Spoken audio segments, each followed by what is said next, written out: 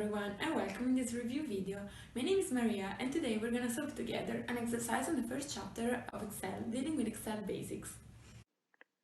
In the first part of the exercise, we are asked to format the data such that all the values are shown in full. And in fact, right now we can see that in many cells there is an E, which doesn't mean error properly, but it means that the column is not large enough to show the full number. So to adjust this, we just have to double click here, and this will automatically adapt the width of the column of the cell to the longest number here. So you see, in this case, these ones.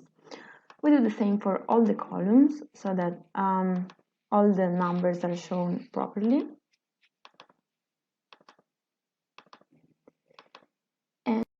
We have to add the 1000 separator, and to do so we just select all the numbers and add this comma style, its name.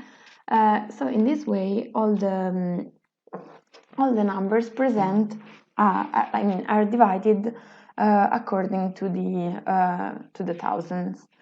But we are also asked to not show decimal digits, so we select again the whole table with the data, and through this menu we remove the decimal digits that were present before. Now we add a new column called variation. And we have to calculate the difference in percentage between the value for each country, so for each row, between the value of the last and of the first year considered. So what we do is equal the number in 2013. Now, first of all, we put parenthesis, number of 2013 minus number of 2002, which is the first value we're considering. We close the parentheses and divide for the first value. In this way, we can obtain the percentage value. In fact, as soon as we enter, we are shown that the variation is of 8.26%. In case like the formatting was another, let's say that our result was this one. To modify it, we have to go here on the number menu, select percentage, and then increase the decimal places up to 2, as we are asked here.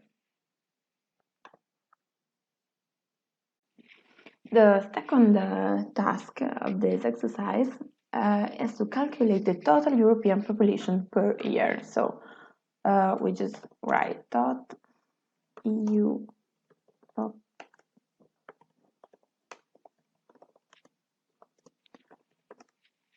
We can wrap the text so it's more clear, and then we use the function sum to sum the totals per each country in the first year, which is 2002. Close the parentheses, and here we go. You see, here's the formula, sum from B4 to B31. And now we just drag the formula till the end, which is 2013, column M. This means there's not enough room to show the complete number. So we are going to do what we did before, double clicking on the columns so that the whole number can fit, let's say.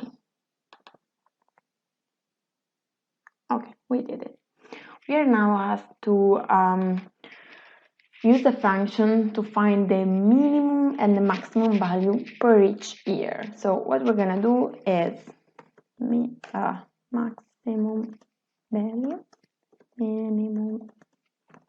We create these two new columns, and we use these two functions, the function max, which stays for maximum, and we apply the function to always B4, B31, which is the same range as before, and through the enter function, we can see that this is the maximum value we can obtain, and we do the same for minimum. So it's the min function between B31 and B4, close the parentheses, enter, and this is the minimum value. Now we can simply drag, as before, the function till 2013 to have it all filled automatically.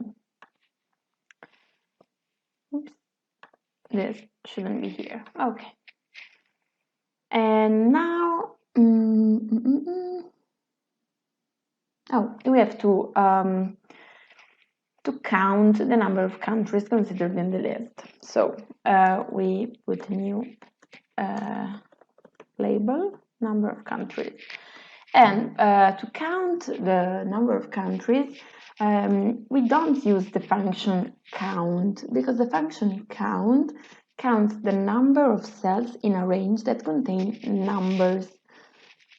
But we want to count like a list of countries. So in this, like in each of these cells, there is a text and not a number. So we're going to use the function count a. In fact, you can see it counts the number of cells in a range that are not empty. So having text, these cells are not empty. So we are going to use this function. And we select our range, which is the list of countries, close the parentheses, enter. And we have 20 countries.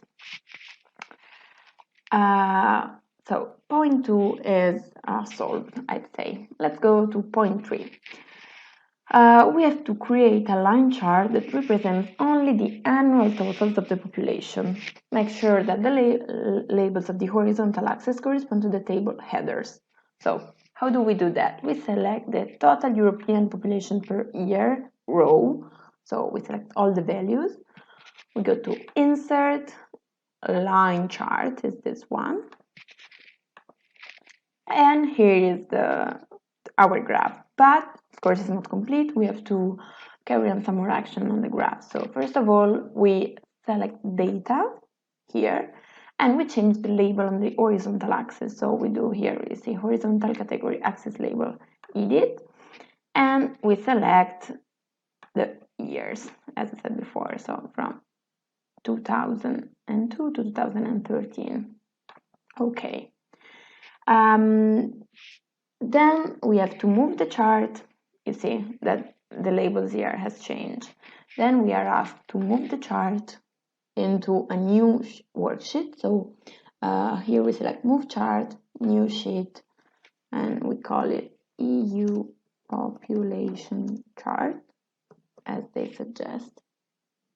Okay, so here you can see we have a new worksheet with the name we gave it. And here is our graph, but we have not finished yet. So we are asked not to show the legend. Actually, the program already hide it, but in case you were wondering, here on Design Plus, there are different elements of the chart that you can work with. And here is the label legend. So if you check it, you're gonna see the legend here, but if you want to remove it, you just go here and of course remove this tick. Make sure that the chart shows a meaningful title. So here we can just write it better, total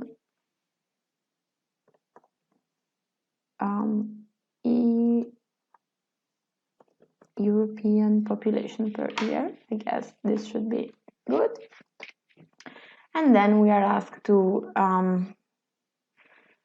set the minimum value of the value axis to 475 million. So we go here on the graph, on the vertical axis, right click, and we have Format Axis. So here we immediately see that in the axis option we can have the this menu, and here we are interested in the bounds, because there is a minimum bound and maximum bound which are included in these two numbers. So we just modify our, in this way, 5.75 billion, and enter, and the graph is going to change in this way.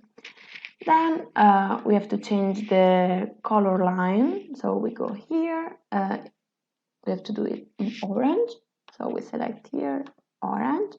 We can also change other features like increase or decrease like the width of the line, and like other features that you can check.